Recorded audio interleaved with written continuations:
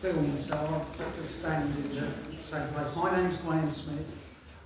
This talk, it was organised entirely by Duncan Campbell, previously the crime correspondent as a Guardian, and we heard a couple of weeks ago that Duncan is... Can you speak up, please?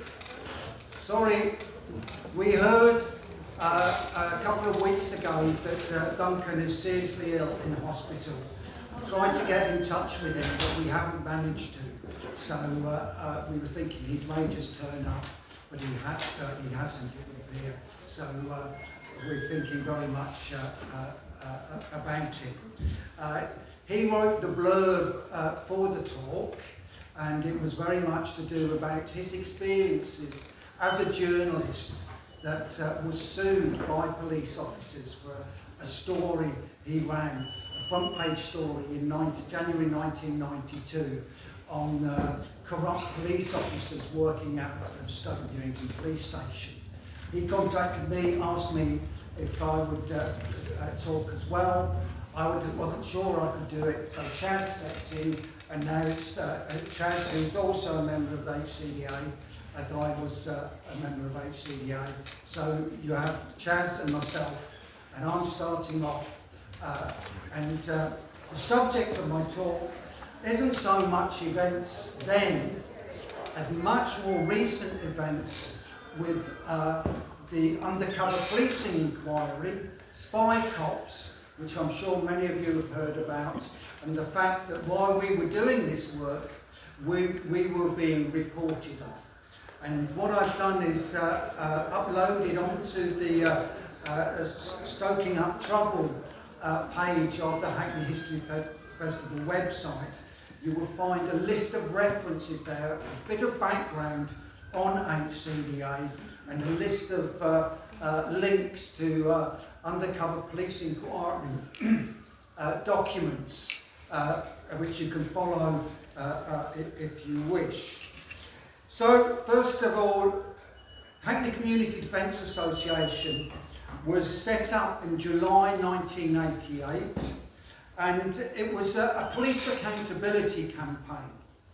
It was a police accountability in the sense that victims of police in Hackney and Stoke Newington sought to call to account the police officers that had victimised them.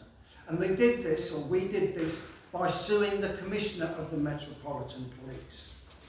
And in 5 years, between 1989 and 1993, HCDA investigated close to 400 cases and supported over 80 civil actions against the Commissioner.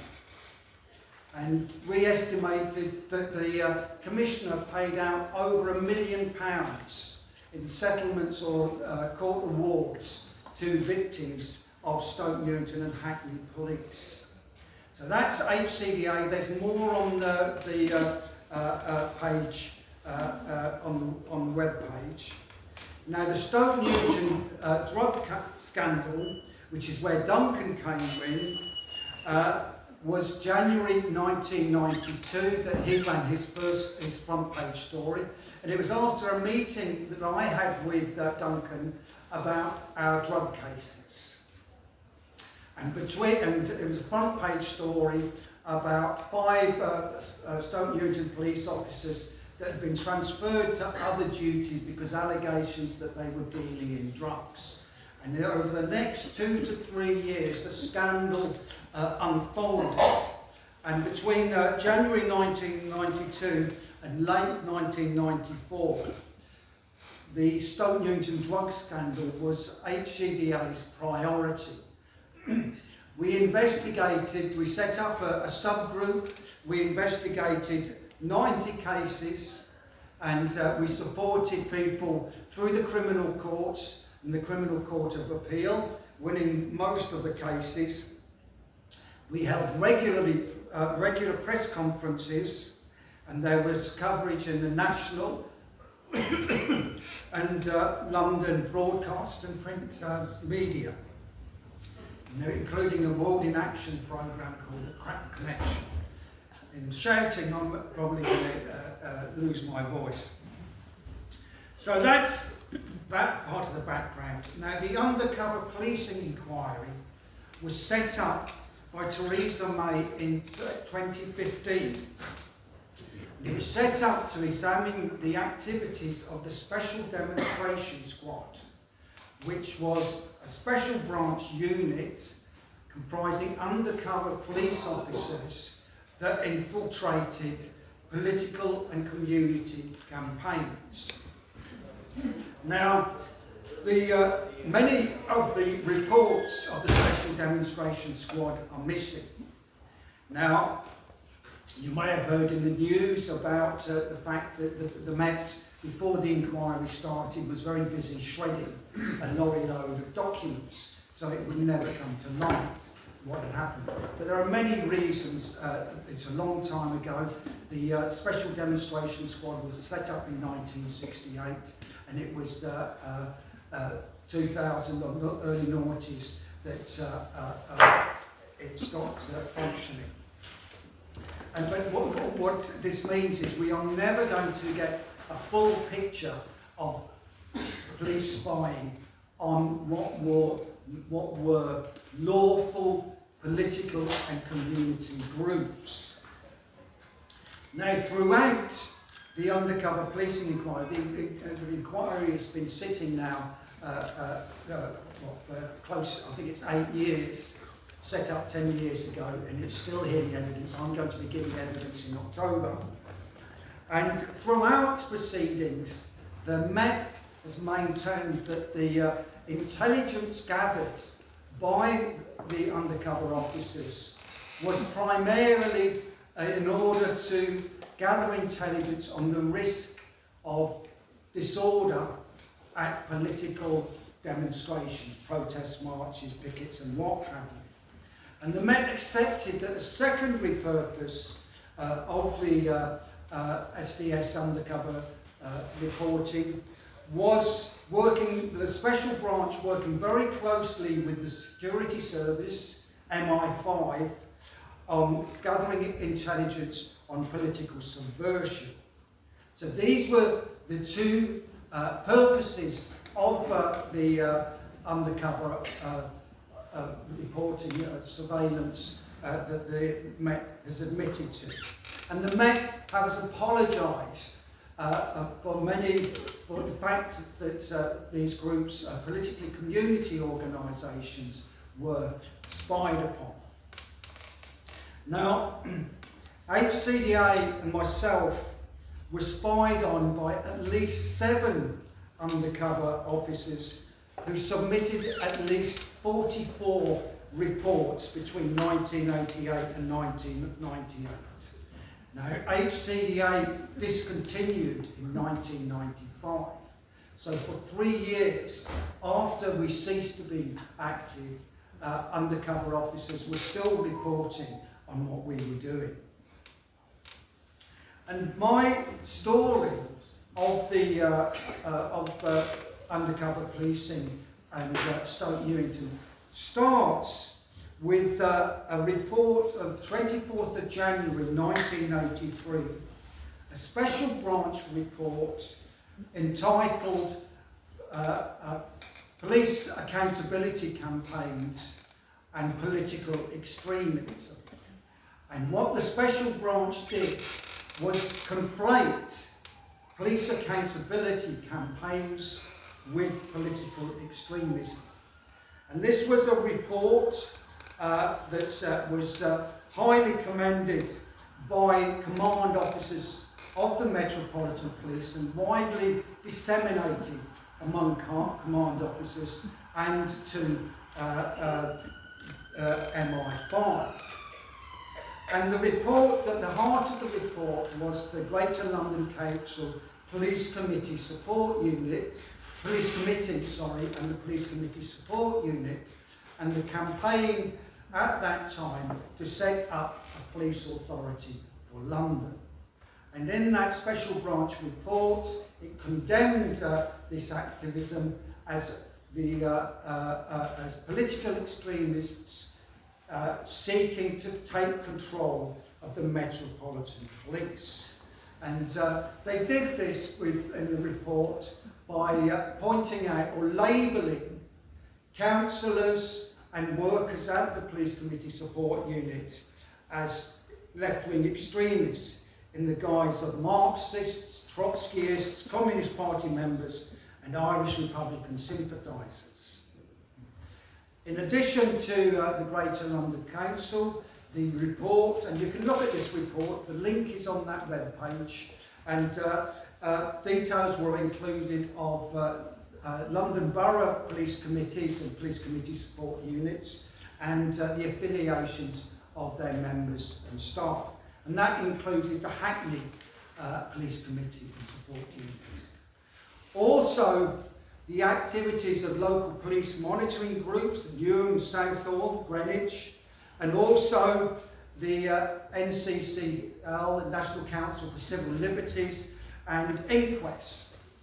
And the point about this report, this 1983 report, is that it was both a product of undercover police officers' intelligence gathered on political activists and community campaigns, and it also guided future targeting by undercover police of community organisations. And there, the Friends of Blair Peach was one of the main campaigns targeted by the special demonstrations. Now, in the 1980s, Hackney police accountability campaigns were based at the Hackney Council for Racial Equality's Family Centre in Rectory Road.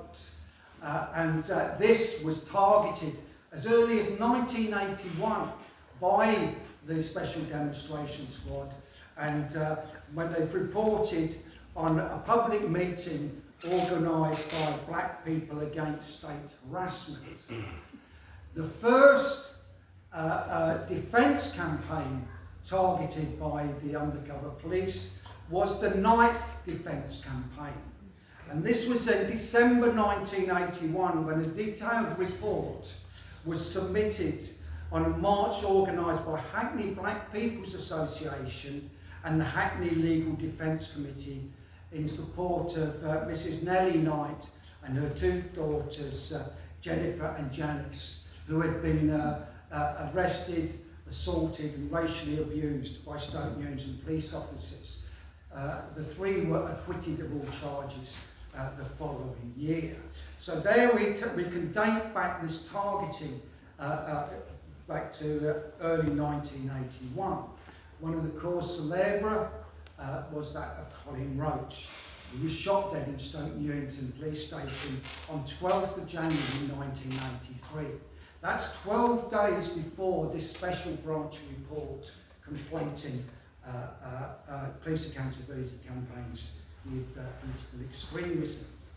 Now, as I'm sure many of you know, that the death of Colin Roach was met with spontaneous protests on the streets, and a total of 47 people were arrested at demonstrations outside the police station on January the 14th and January the 17th, and a march held on the 22nd of January.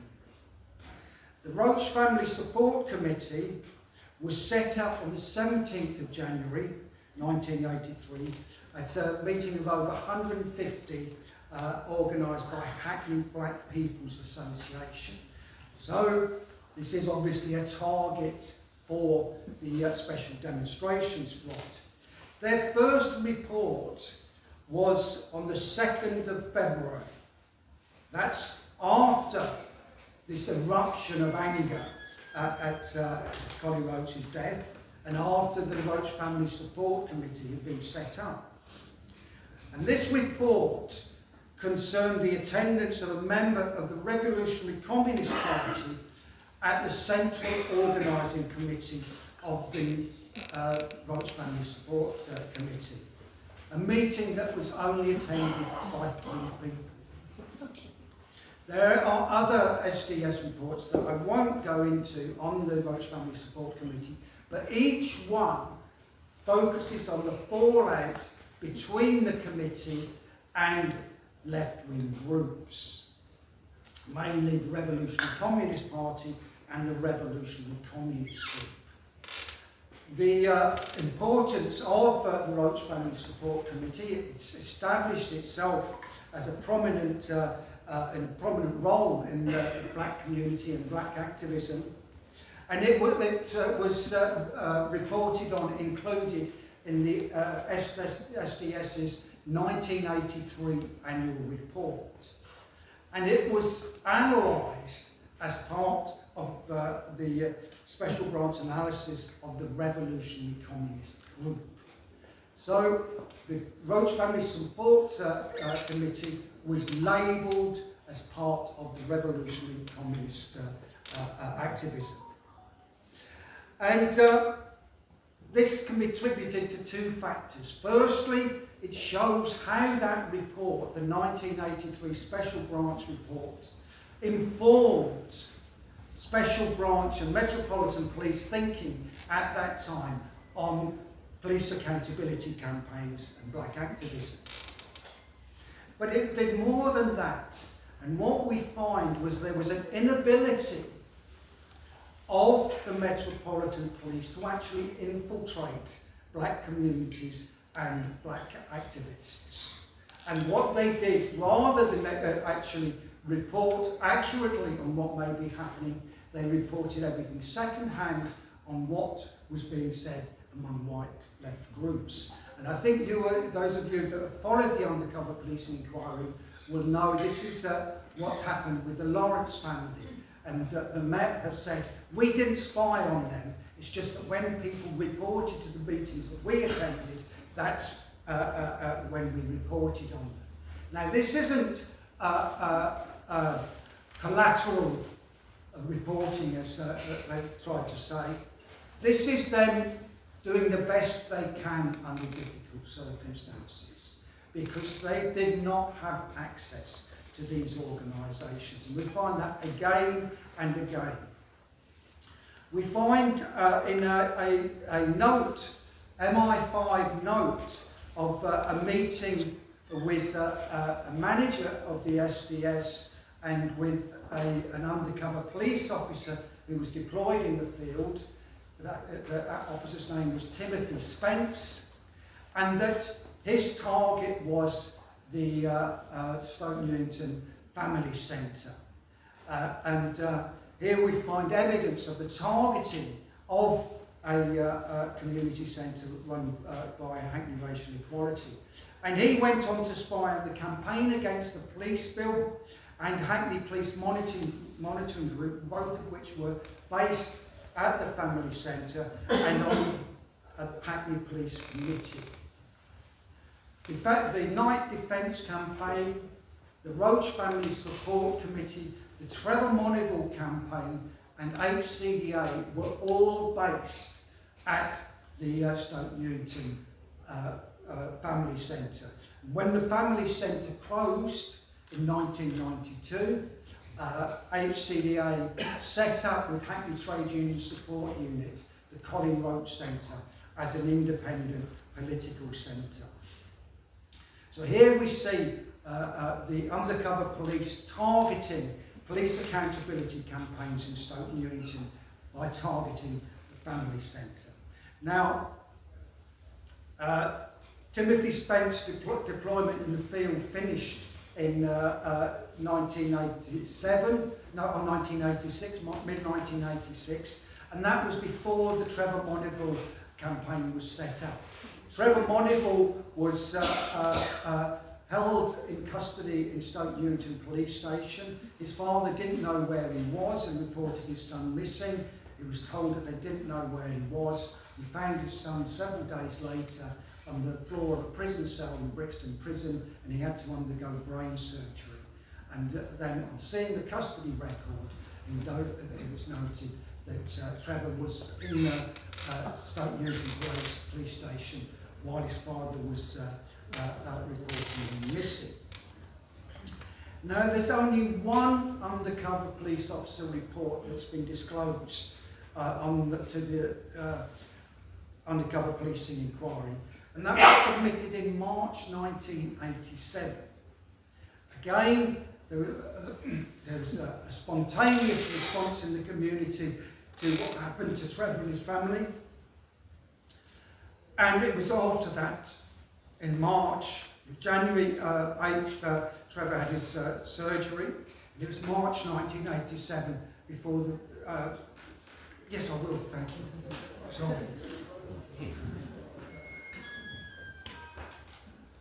Thank you, sorry. And again, with the Roach Family Support Committee being reported under the Communist Revolutionary Communist Group, this time it's the Socialist Workers' Party. That the report on the Trevor Monaghan campaign, or the activities of the family, is in the context of a member of the SWP, Socialist Workers' Party, being appointed to the organising committee. During evidence at the inquiry, it was the evidence of a manager, SDS manager, that the Monaghan campaign would be filed under the SWP. Part of the Special Branch's labelling strategy. And the same with Hackney Community Defence Association. HCDA set up in July 1988. Within weeks of it being set up, there was a report, and HCDA was described as an anarchist front organisation. Now, the officer that submitted that report was Bob Lambert. You've probably heard a bit about Bob Lambert. He's the undercover officer that went on to be a manager and fathered a child when undercover, and only recently did that child discover who his father was in real terms. Now, DS Trevor Morris was a black undercover officer who went by the name of Anthony or Bobby Lewis or McGee. And he was tasked in 1991, July 1991, with reporting on HCDA with the long-term strategy of infiltrating the SWP. Morris did not attend a single business meeting of HCDA, and we have no record of him having ever contacted HCDA. In early October 1992, Morris submitted a report on a forthcoming HCDA public meeting held at Samuel Beckett, which was to launch a pamphlet entitled Fighting the Law. Right, Chazzy's got it here. This was our analysis of the Stoke Newington drug scandal. It covered 4 cases and it showed what we did in this. It was filmed by both Newsnight and World in Action, and World in Action produced a programme called The Crack Cocaine. And this, what Morris did was just submitted details of this meeting. There's no other reports that have been disclosed on the Stoke Newington drug scandal. When he gave oral evidence, and you can find this again on the links in the web page, he made some startling claims. Firstly, he claimed that he submitted several reports on the Stoke Newington drug scandal.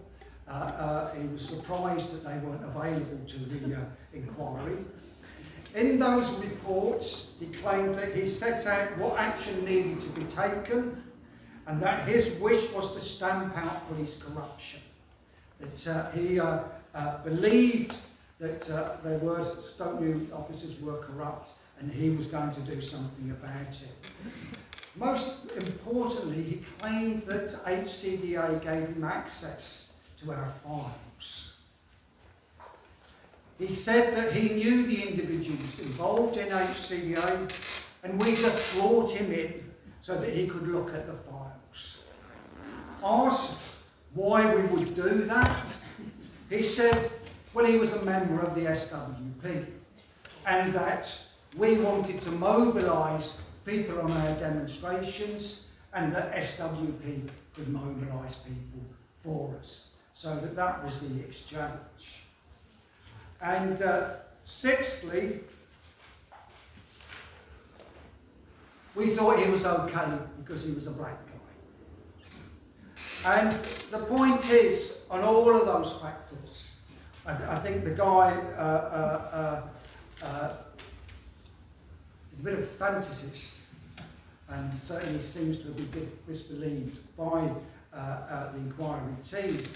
But certainly we held all of our files under strict terms of confidentiality. Solicitors would never have allowed us access if we went around sharing confidential files.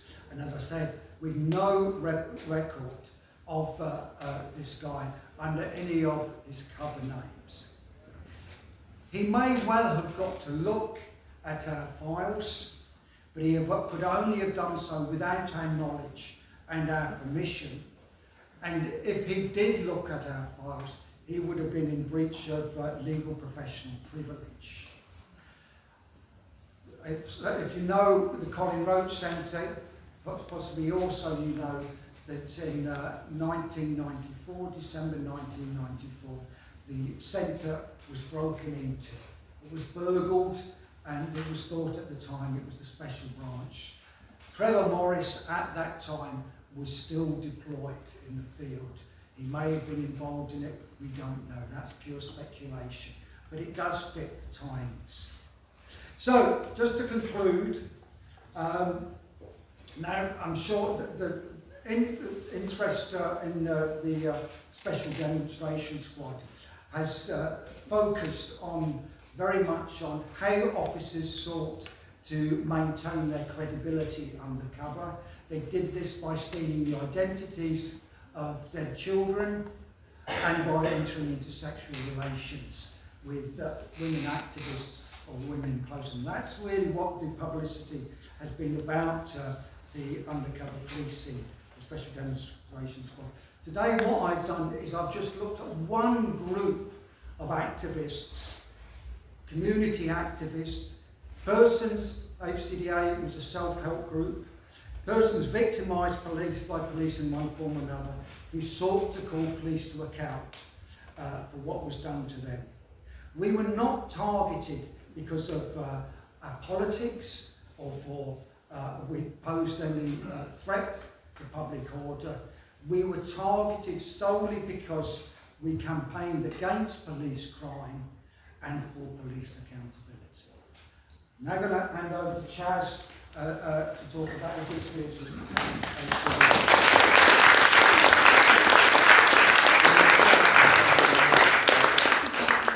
Right, hi, my name is Charles Loft. I was a member of Hackney Community Defence Association, which is best described as a self-help group for victims of police crime. I'm going to try in 10 minutes to go over 4 years of experience. That's fairly straightforward, so it should be all right.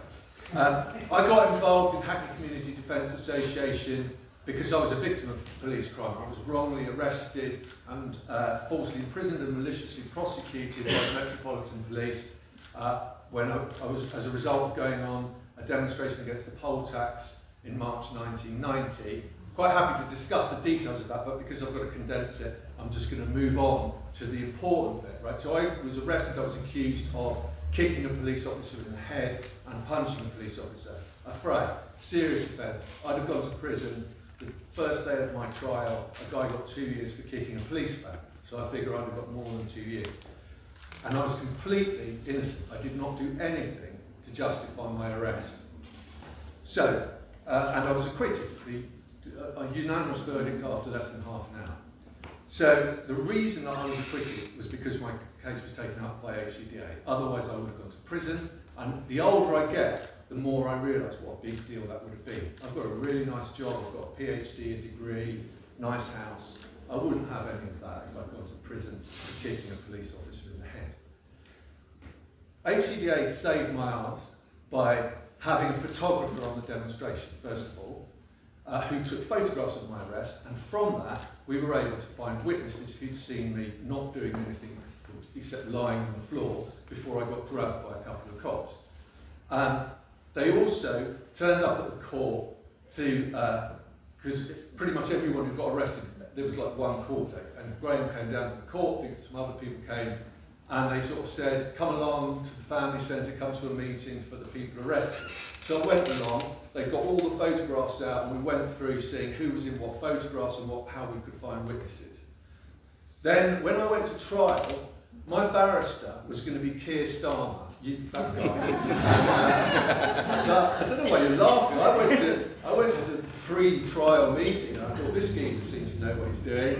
I'll be all right here. But then, when it came to the trial, he didn't turn up, and there was somebody else. You can write your own jokes about that. But it obviously wasn't his fault, he had a clash. But the guy they sent in his place was abysmal, right? He hadn't prepared the case. He didn't ask any of the important questions, like the contradictions in the police evidence, like letting the police officer in charge of the demonstration give a load of evidence about stuff that had happened after I'd been arrested that was completely irrelevant because I'd been arrested.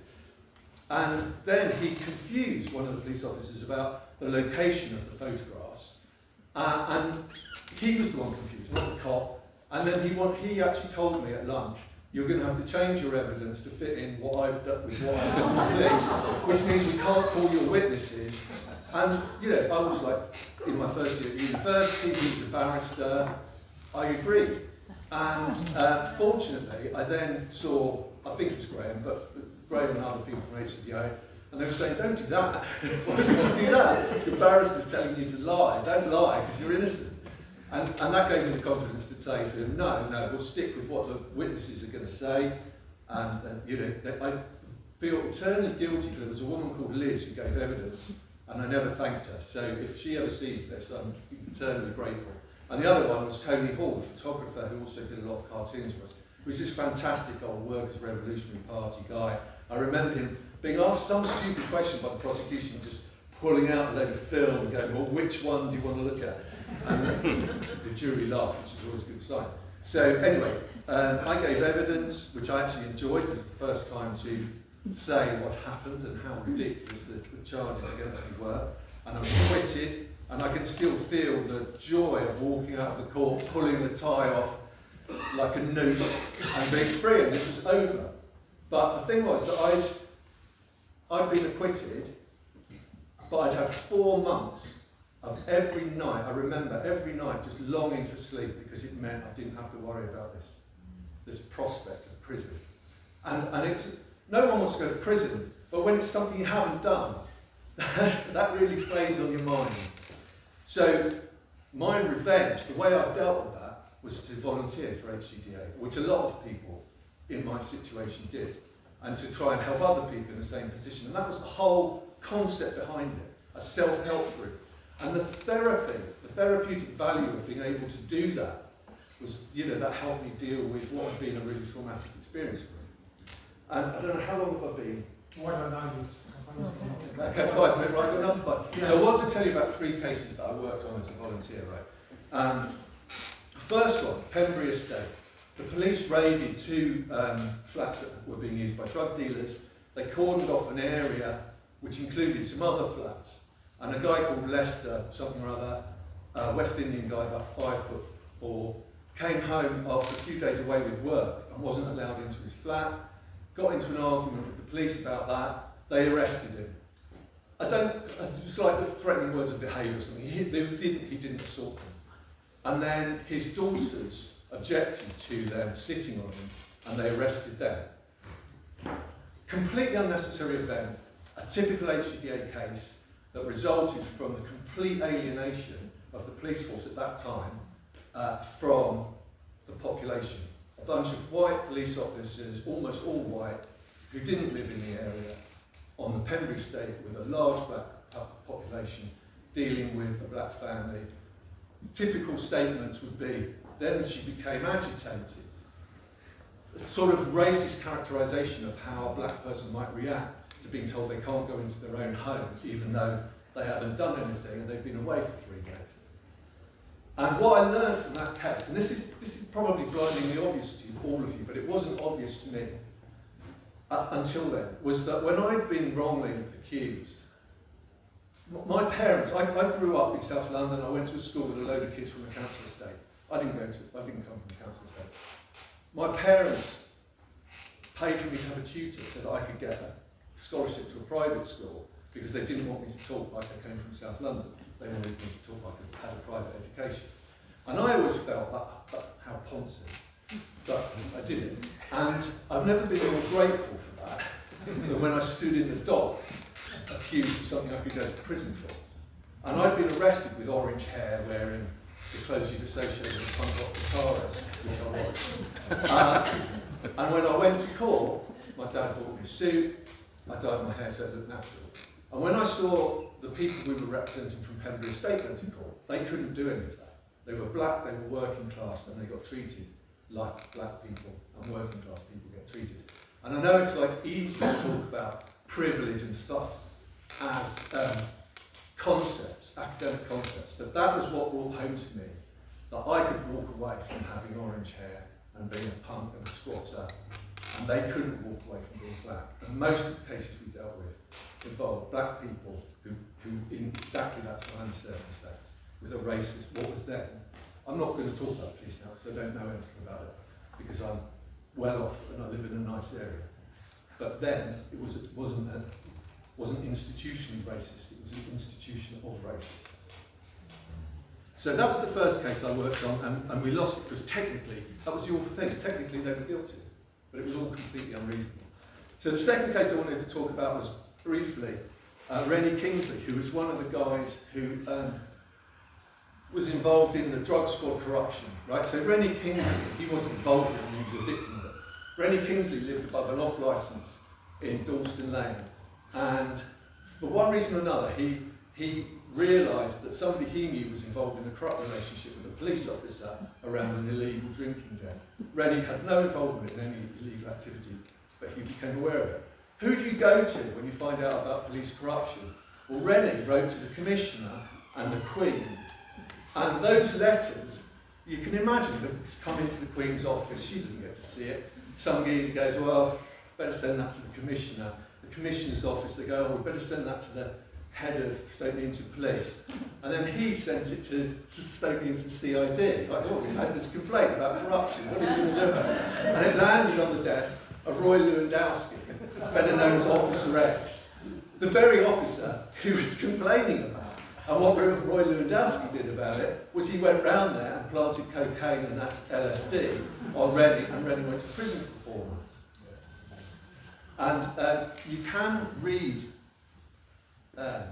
what he wrote and what other victims of the drug squad corruption wrote in this book, Fighting the Lawman, which you can find on the Radical History of Hackney website. And I recommend that website to you, and I also recommend reading their accounts. But I just wanted to, because Rennie was he was such a lovely guy, Rennie. I haven't seen him since the 90s. I don't even know if he's still alive. Hopefully he's enjoying life in Jamaica somewhere, which I think was his ambition.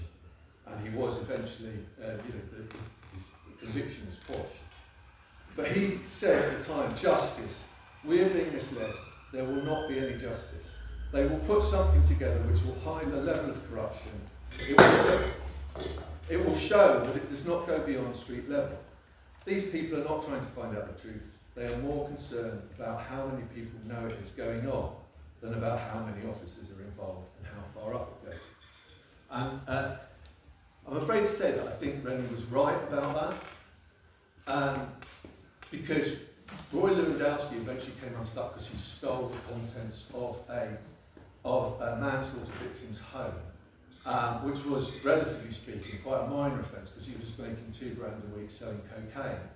And he was also probably running a prostitution protection racket and a complicated business with video poker machines that I haven't got time to go into. But once they convicted him of nicking the furniture, that was it. They dropped everything else because he was gone and they dealt with it. So yeah, I just wanted to briefly say that the other case I worked on, I became a sort of squatters case specialist, and I worked on a case where the police were called to a pub called Putlogs up in Upper Clapton after a fruit machine was damaged, and ended up beating up a load of people, arresting them, and then taking them back to the station to beat them up a bit more. And one of the police officers involved went to prison for 6 months.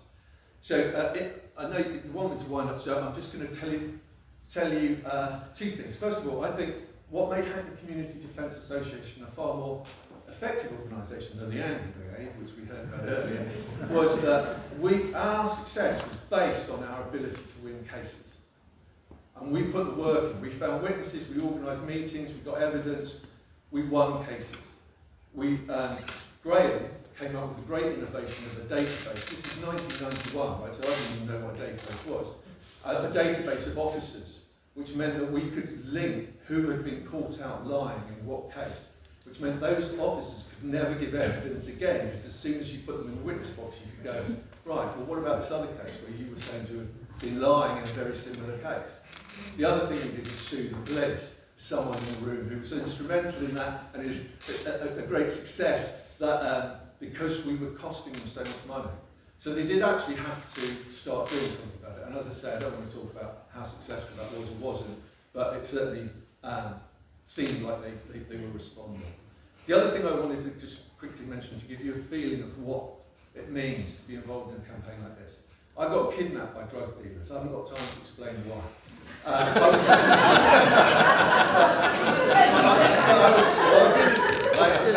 innocent. This is right. I was innocent. I spent the night in the police station giving evidence to the police, to a DC angel, which made me think I was in some kind of movie. But anyway, he drove me home afterwards. And what had happened was when I got kidnapped, I was in a car, the police were chasing the car crashed. And he was talking about police chases. And he started talking about this time when the police, how the adrenaline goes through you. And the police were chasing this guy on a motorbike. And they got so pumped up that when they caught him, they beat the hell out of him. And we're sitting there, driving up Stoneford Hill, back to my house in this car, and I realised he's talking about a case that HCDA worked on. I've been up all night after being kidnapped by drug dealers. I'm in a car with a police officer, and I'm thinking, he fucking knows I work at HCDA, that's why he's saying this. And that's what it means to be involved in a campaign like this. You can't go to the police. I mean, I wouldn't have gone to the police when I got kidnapped by drug dealers, but someone else did. So, yeah, so that's the note I wanted to finish on, and thanks for listening.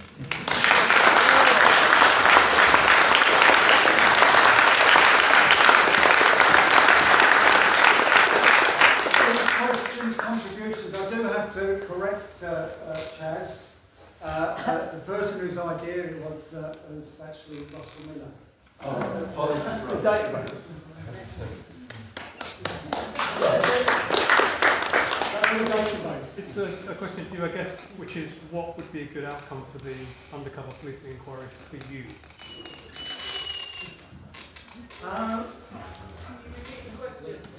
What would be a success with the undercover policing inquiry for me? Well, I don't think it is about me. It's about exposing. The point about it, about police accountability campaigns, lots of them set up, and really defence campaigns are about police accountability as well, because they've done something that they shouldn't. They shouldn't have arrested a person, so they're all about police accountability. But we would not have been targeted if it were not for the wrongdoing of police officers. And I think it's that acknowledgement, really, that there's another thing there as well, and I think this thing about emergency services, or what the first responders are. And police are considered to be the first responders where people have suffering. Now, Somebody that suffers at the hands of the police knows that's not the case. As Chaz says, you can't go to the police if you've been beaten up by the police or you've been victimised by the police. But I think that's true in every sense, really. The survivors and victims are always the first responders.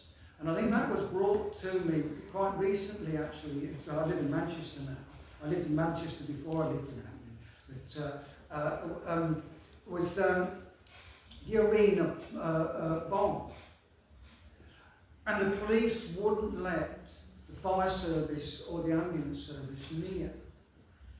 And it was the victims and the survivors, the several hours, that did what they could to keep people alive.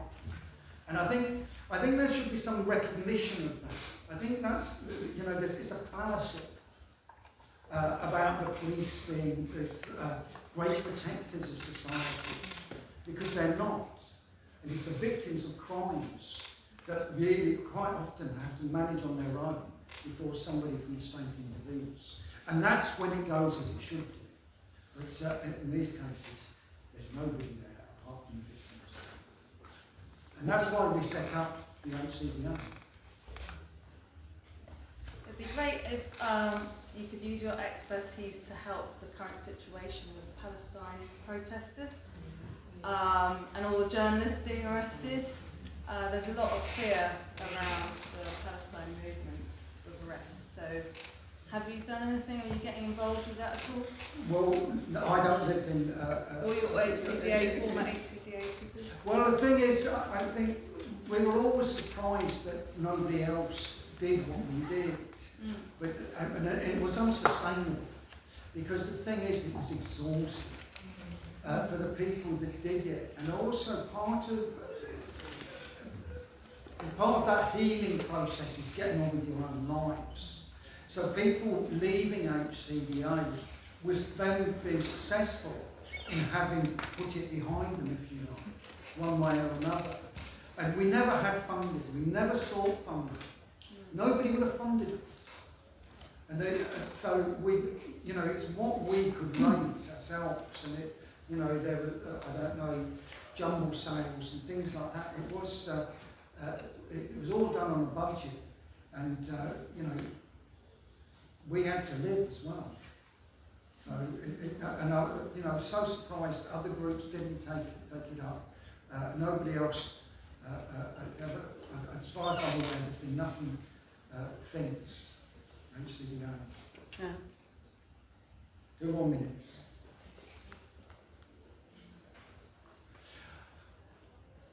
Yeah, just trying to pick up on what you're saying and also kind of link all this stuff together.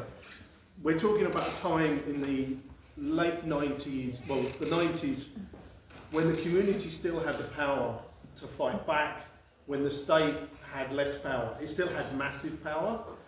Just a little anecdote, one of Chaz's investigative techniques, which HCDA used, which I thought was absolute genius, was in the manual for people beaten up by the police and fitted up by the police, he said, if you're bleeding, get some blood on the custody record if you can. And it's absolute genius because, well, I thought it was you, but anyway, whoever came up with that idea was absolute genius, because the point is, it's all about evidence. You've got to preserve evidence in order to have some ammunition with which to fight. And so what HCDA was a grassroots community kind of paralegal service, which gave power to people who've been fitted up. The situation we're in now is almost a total surveillance culture, almost a total control of the political system by the state and corporations. And it's incredibly hard now for the community to stand together because we're so atomised. I don't want to sound too negative. I think Palestinian Action are doing a fantastic job. I think Just Stop Oil are doing a fantastic job. I think that deserves massive support, and there is great support around social media, and everyone does have that backing. But I think the reality is we've got to look at is you've got a basically destruction capitalist system which is crumbling, and a society which is crumbling with it, and people clinging to power and using every tool available to them to impose a fascist control. What we saw with HCDA was the ability to fight back, and the state defining that fighting back as criminal. And power will always define that which fights it as aberrant and criminal. And as long as we understand that, we know what we're fighting. Another kind of anecdote about the change of Hackney. Where Pearl Cameron used to sell crack on behalf of DC Roy Lewandowski, and actually it was DS Robert Sutton who was making £2 a week, because Lewandowski was only making £1 a week, from my memory of the records. Right next to where she used to sell crack, there is now a Michelin-star restaurant. So that gives you a flavour for how Hackney has changed. For the worst. Okay, well, I've been told to wind up.